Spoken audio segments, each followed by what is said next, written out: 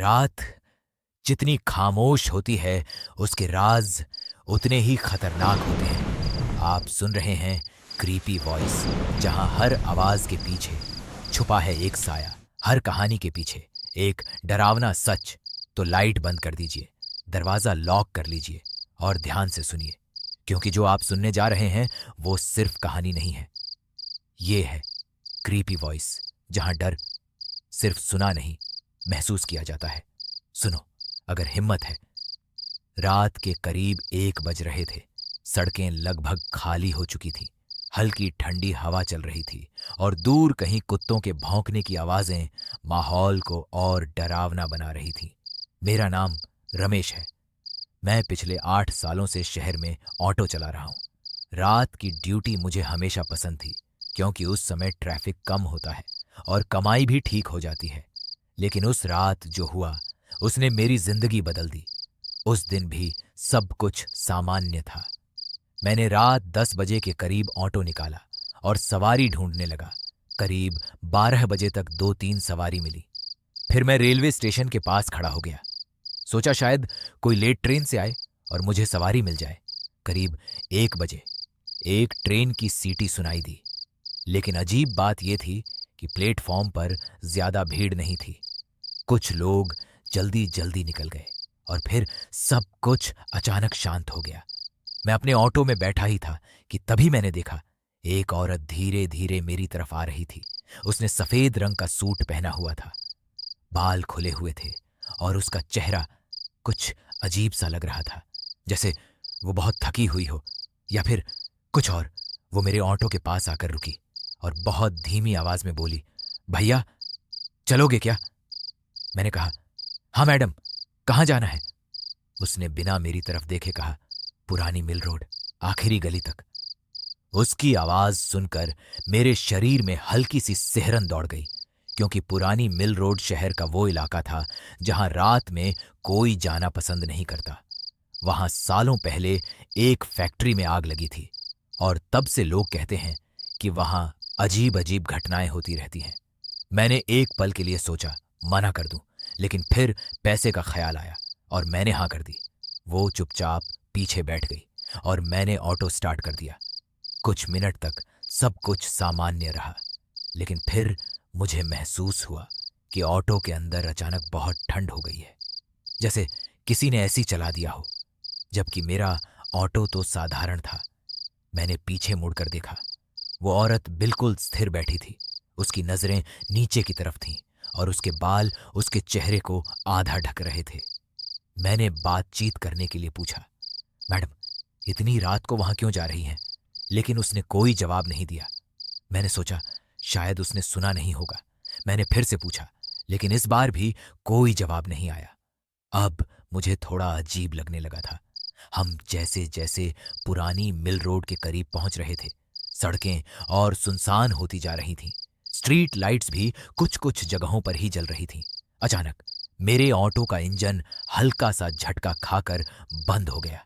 मैं घबरा गया, क्योंकि ऐसी जगह पर ऑटो का बंद होना अच्छा संकेत नहीं था। मैंने जल्दी जल्दी स्टार्ट करने की कोशिश की, लेकिन ऑटो स्टार्ट नहीं हो रहा था। तभी पीछे से एक अजीब सी आवाज आई, जैसे कोई धीरे धीरे हंस रहा हो। मेरा दिल जोर जोर से धड़कने लगा। मैंने हिम्मत करके धीरे से पीछे देखा और जो मैंने देखा उसे देखकर मेरी सांसें रुक गईं। वो औरत अब पहले जैसी नहीं दिख रही थी। उसका चेहरा धीरे धीरे ऊपर उठ रहा था और उसके बाल अपने आप हवा में हिल रहे थे, जबकि आसपास बिल्कुल भी हवा नहीं थी। उसकी आंखें पूरी तरह काली हो चुकी थीं और उसके होठों पर एक अजीब सी मुस्कान थी। मैं डर के मारे कुछ बोल भी नहीं पा रहा था। तभी वो धीरे धीरे मेरी तरफ झुकने लगी और बहुत धीमी आवाज में बोली, तुमने मुझे यहां तक तो पहुंचा दिया, अब वापस कैसे जाओगे? मेरे हाथ पैर सुन्न पड़ चुके थे। मैंने पूरी ताकत लगाकर ऑटो को फिर से स्टार्ट करने की कोशिश की और तभी अचानक ऑटो स्टार्ट हो गया। मैंने बिना पीछे देखे तेजी से ऑटो दौड़ा दिया, लेकिन कुछ सेकंड बाद मुझे एहसास हुआ कि पीछे कोई बैठा ही नहीं है। मैंने शीशे में देखा, पीछे की सीट खाली थी लेकिन अगले ही पल मेरे कान के बिल्कुल पास वही आवाज फिर से आई। मैं यहीं हूं। मेरे कान के बिल्कुल पास आई उस आवाज ने जैसे मेरे पूरे शरीर से जान निकाल दी। मैं यहीं हूं। मेरे हाथ कांपने लगे। स्टीयरिंग पर पकड़ ढीली पड़ रही थी, लेकिन डर इतना ज्यादा था कि मैंने ऑटो और तेज कर दिया। सड़क बिल्कुल सुनसान थी। ना कोई गाड़ी, ना कोई इंसान, सिर्फ मेरे ऑटो की आवाज और दिल की धड़कन। मैं बार बार पीछे देखने की हिम्मत नहीं कर पा रहा था, लेकिन ऐसा लग रहा था जैसे कोई मेरे बिल्कुल पीछे बैठा हो और मुझे घूर रहा हो। अचानक ऑटो अपने आप धीमा होने लगा। मैंने एक्सीलेटर पूरा दबाया, लेकिन स्पीड बढ़ने के बजाय और कम हो गई और फिर ऑटो अपने आप रुक गया। इस बार मैंने खुद ब्रेक नहीं लगाया था। मेरे माथे पर पसीना आ गया। मैंने धीरे धीरे गर्दन घुमाई। पीछे वो औरत फिर से बैठी थी, लेकिन इस बार उसका चेहरा मेरे बिल्कुल करीब था। इतना करीब कि उसकी ठंडी सांसें मेरे गाल को छू रही थीं। मैं चीखना चाहता था, लेकिन आवाज गले में ही अटक गई। वो धीरे से मुस्कुराई और बोली, डर क्यों रहे हो? अभी तो सफर शुरू हुआ है। मेरी आंखों के सामने अंधेरा छाने लगा। तभी मुझे याद आया कि मेरे ऑटो के डैशबोर्ड पर एक छोटा सा भगवान का फोटो रखा है।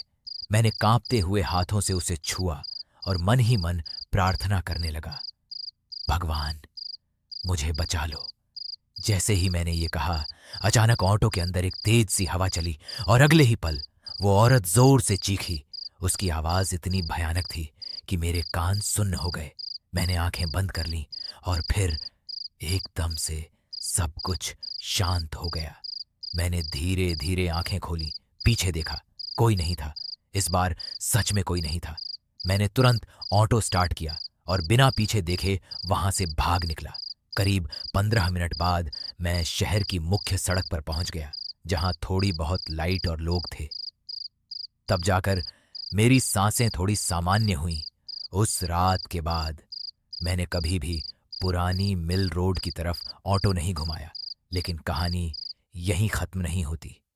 अगले दिन मैंने अपने एक जानने वाले से उस जगह के बारे में पूछा, तो उसने जो बताया उसे सुनकर मेरे पैरों तले जमीन खिसक गई। उसने कहा, कुछ साल पहले उसी पुरानी मिल रोड पर एक औरत की जलकर मौत हो गई थी। वो रात में लोगों से लिफ्ट मांगती थी।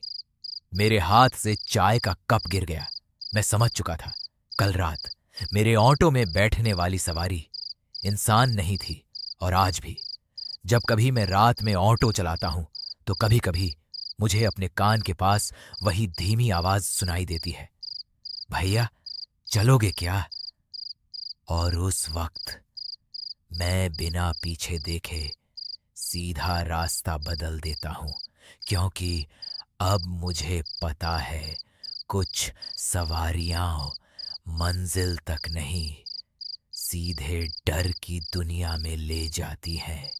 तो ये थी आज की कहानी। कहानी खत्म हो गई है, लेकिन डर अभी भी यहीं है। अगर आपको लगा कि ये सिर्फ एक कहानी थी, तो शायद आप गलत हैं, क्योंकि कुछ किस्से सुने नहीं जाते, वो पीछा करते हैं।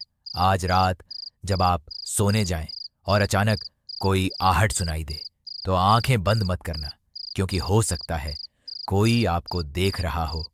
अगर हिम्मत है तो ऐसे और खौफनाक राज जानने के लिए अभी सब्सक्राइब करें क्रीपी वॉइस, क्योंकि यहाँ डर खत्म नहीं होता, बस शुरू होता है। क्रीपी वॉइस सुनो, अगर हिम्मत है।